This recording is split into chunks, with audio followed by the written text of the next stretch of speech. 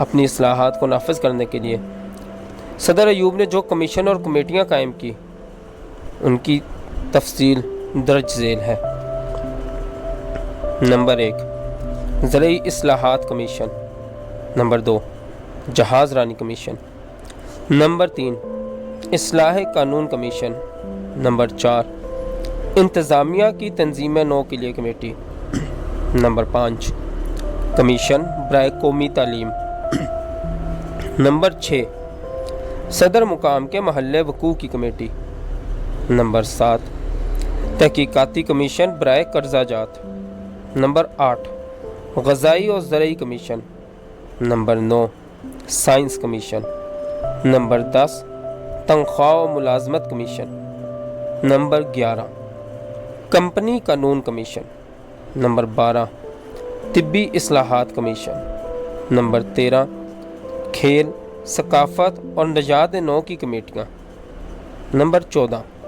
police commission, number 15 آئین commission, number 16 قیمتوں کے تعین کا کمیشن، نمبر 17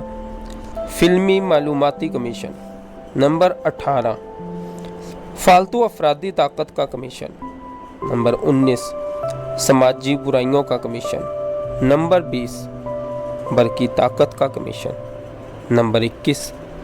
مالیاتی کمیشن، نمبر 22 قرضہ جاتی کمیشن، نمبر 23 رائے دہی کی کمیٹی،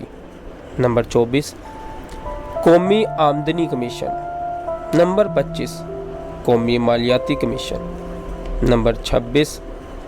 اقلیتوں کا کمیشن، نمبر 27